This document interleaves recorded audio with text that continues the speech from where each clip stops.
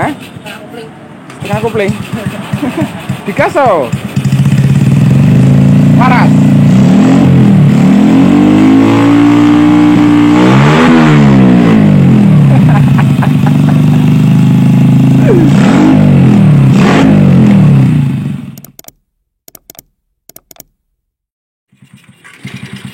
Kontak urip burung. Orang udah kira orang. Hah? Kontak.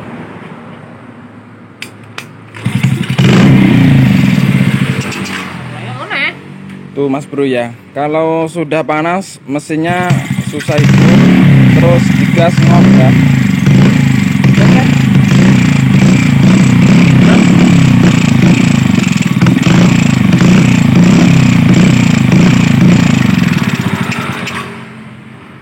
Oke. Tuh.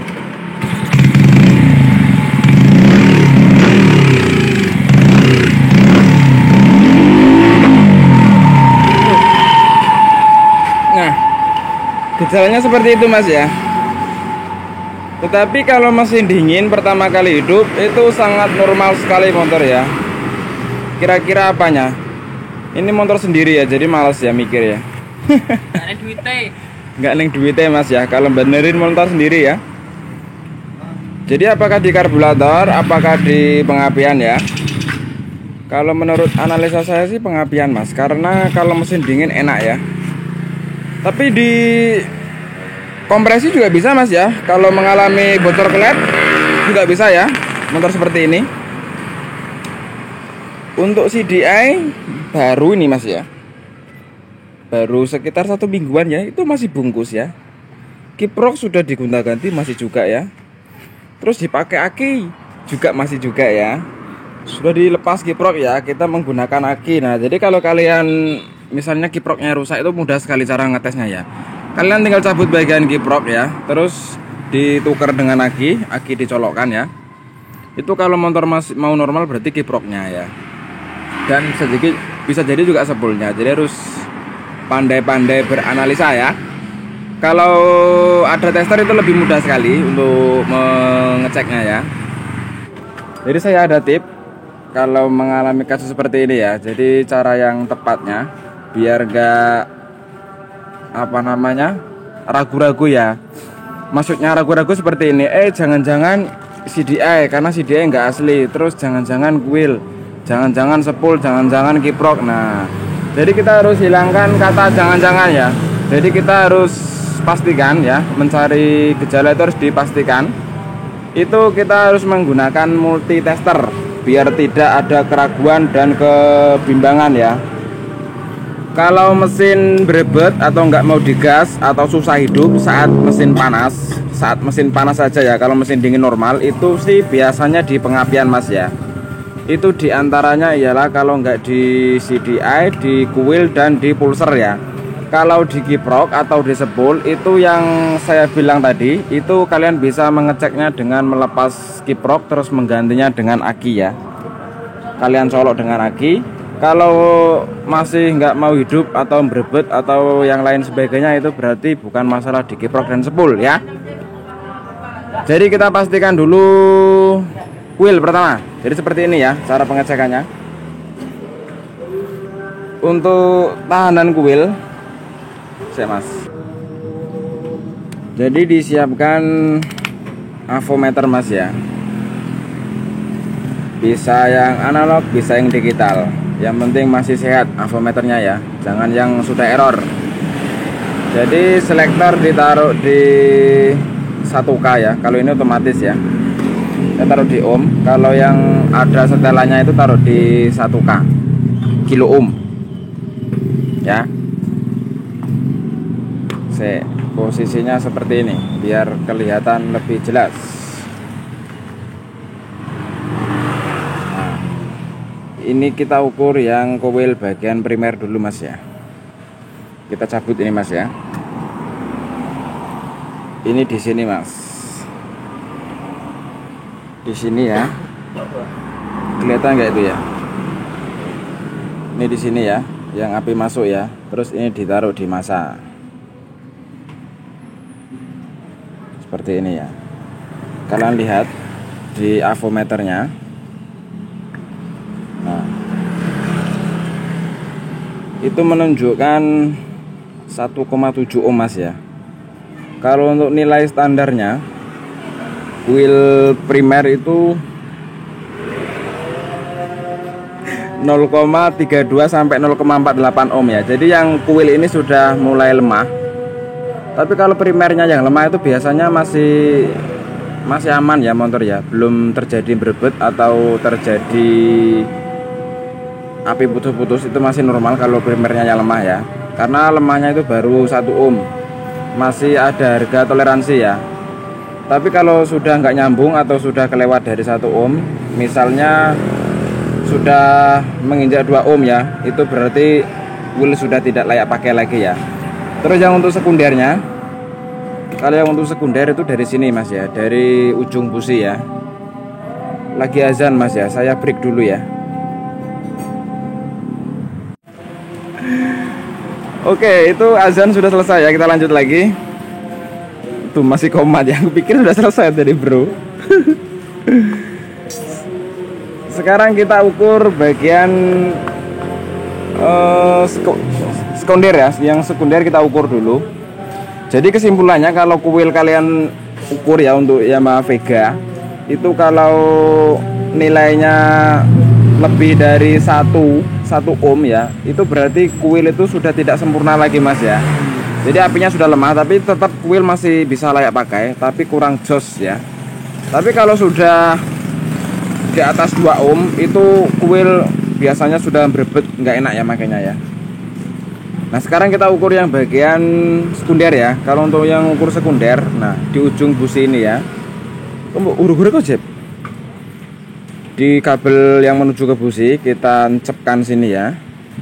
Terus ini dimasa ya. Tuh. Oke, kita pegang ini biar kelihatan.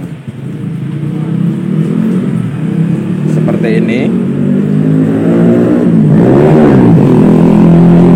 Ini dimasa sini ya. Untuk nilai standar yang kuil bagian kumparan sekunder itu nilai standarnya ya di posisi mesin dingin ya, mesin kuil itu tidak dalam posisi mesin panas ya, itu nilainya itu 8 ohm ya, maksimal itu 8 kilo ohm, bukan ohm ya, kilo ohm, 8 kilo ohm. Terus minimal itu nilainya itu 5 kilo ohm ya. Yang kuil ini 7,58 ohm, jadi masih kategori aman ya. Jadi masih bagus ya yang bagian sekunder ya. Terus sekarang kita cek bagian pulser mas. Bagian pulser wis cepet urung jek pulser.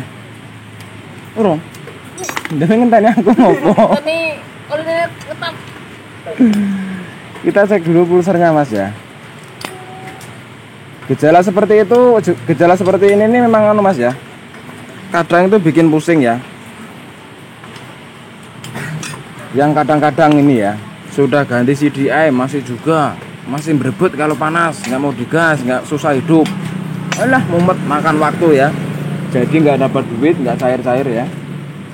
Ini untungnya motor sendiri ya, jadi ya nggak bakalan cair mas. Kita encepkan di sini ya. Nah, diencepkan di sini. Saya encepkan di sini ya.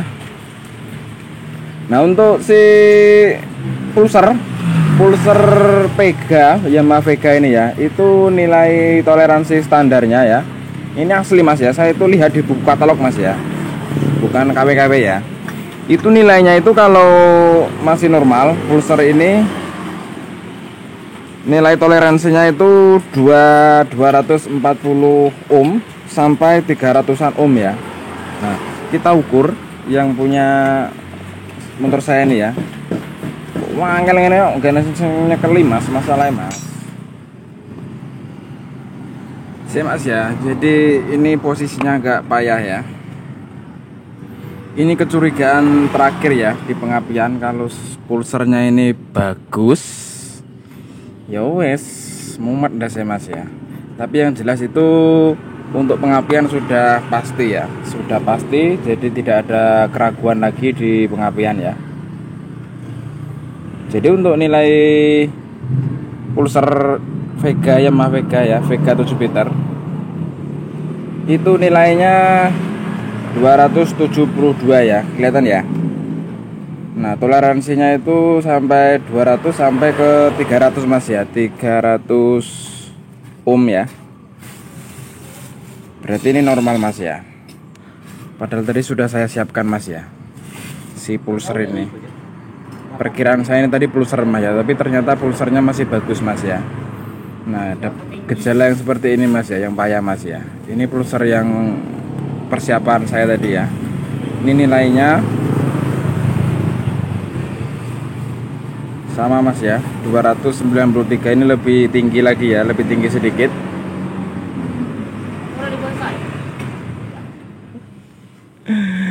Wes, jadi apa nih Jeb?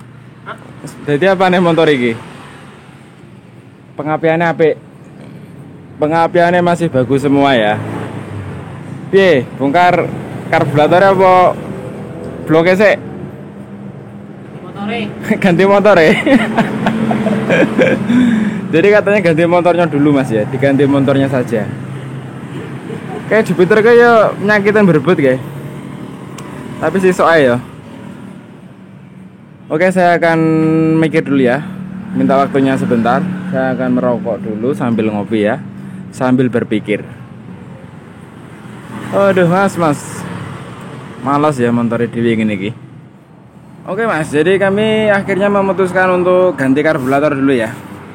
Ini sudah bosan ya memperbaikinya. Kemarin sih kondisinya seperti ini normal-normal saja mas ya. Tapi tiba-tiba motor penyakitan mendadak ya. Jadi kalau panas mesinnya nggak mau digas motornya ya. Tapi ini belum juga yakin mas ya. Ini daripada bongkar bloknya kan lebih baik ganti karbunya dulu mas ya. Ya namanya memperhemat waktu mas ya. Oke, kita akan hidupkan dulu ya. Ini mesinnya masih dingin mas ya. Tuh. Kita tes hidupkan dulu.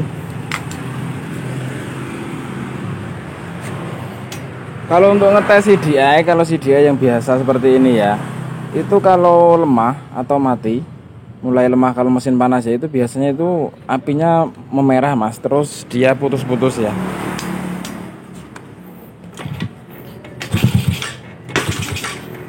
Kurang nyolok ya. Oh kuiler rung nyolok mas, sorry mas. Kuiler rung nyolok ya. Kurang mlebu Jeb.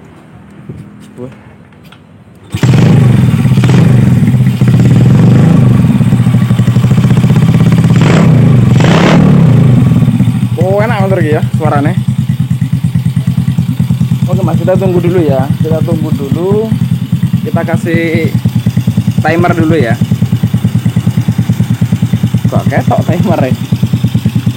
Jadi motor ini di saat motor mesin nggak mau digas, motornya nggak mau digas itu dalam kondisi motor hidup sekitar 5-10 menit ya. Ini 00 ya. Kita biarkan panas dulu sampai 10 menitan ya. Oke, saya akan jeda dulu. Oke mas, ini sudah 9 menit ya. Sedikit lagi 10 menit. Berarti mesin sudah panas ini ya. Tapi kayaknya sih aman mas, bener-bener karburatornya ini ya. Terus gimana masalahnya? Ya nanti ya di lain kesempatan ya, saya akan coba menggali ya, membedah apa penyebab peristiwa ya yang menyebabkan karburator itu nggak mau digas saat mesin panas. Tuh, ini mesinnya panas ya, sudah dari tadi ini.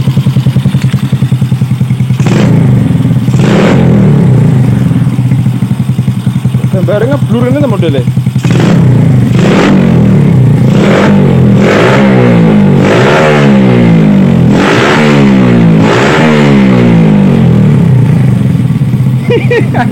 Weh, leng guyung. Ngono kok wingi mumet-mumet golek penyakit motor Jeb. Kesuwen mikire ya.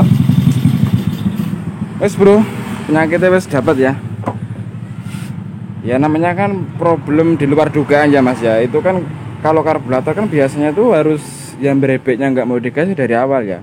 Tidak harus menunggu mesin panas baru nggak mau digas. Tapi ini Kalau dingin mesinnya masih dingin ya, itu gasnya normal sekali, nggak ada kendala sedikit pun. Tapi kalau dibuat jalan kira-kira 500 meter ya, atau sampai 1 kilo, itu tiba-tiba motor mati terus nggak mau digas, terus dihidupkan lagi mau hidup, cuman ya sebatas hidup nggak mau digas ya. Oke, yang jelas pusingnya sudah hilang ya, pusing saya sudah hilang. Semoga bisa bermanfaat dan sampai jumpa di kasus berikutnya ya.